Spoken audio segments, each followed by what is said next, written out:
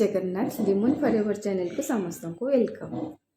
तमें मैंने भावुच कि तुमको किए भूल बुझुची, तुमको किए खराब भावुची, तुम पछरे किए चुगलीबाजी करुची, तुम विषय किए नेगेटिव थिंकिंग नौची, तो तुम्हें तांको जाके ट्राए करुच एक्सप्लेनेशन दे बुझेवा कि तुम्हें कौन सब करवा बंद कर दियो। एक्सप्लेनेशन दे केबे भी तुम्हें क्या बुझे पारबनी कि तुम्हें भल कि तुम्हें पर्सनालीटी कौन बोली, बरं एक्सप्लेनेशन दबा द्वारा तुम निजर भैल्यू तौक खसी थाए। एक्सप्लेनेशन देवा द्वारा कहीं के बुझती कि ये लोकटी कौन बोली। गोटे जिनस आम मैंने भावती आमको किए बहुत भल पाँच, आमर किए बहुत निजर आमको बहुत इंपोर्टान्स दौर ना, जिते दिन जाए तुम्हें इंपोर्टान्स दौव से दिन जाए तुमको अपोजिट साइड इंपोर्टान्स मिलूँ।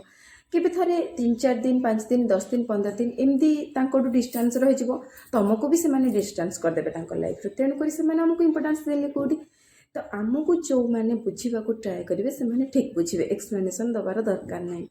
ये दुनिया रे जदि क्या भल पाइबार अच्छे तेज भगवान को भल पाओ, आ चिन्हबार अच्छे तो निजको चिन्ह। लोक मैंने प्रति मुहूर्त रंग बदलाती, तेणुक लोक मानू तुम चिन्ह पर कि एक्सप्लेनेशन दे भितर पशिवाई ट्राए कर ना कष्ट पाइब। तेणुक निज भितर निजे पशि निजर चेतना भाव को बुझी निजको भल पाइबा दरकार, भगवान को भक्ति रहा दरकार।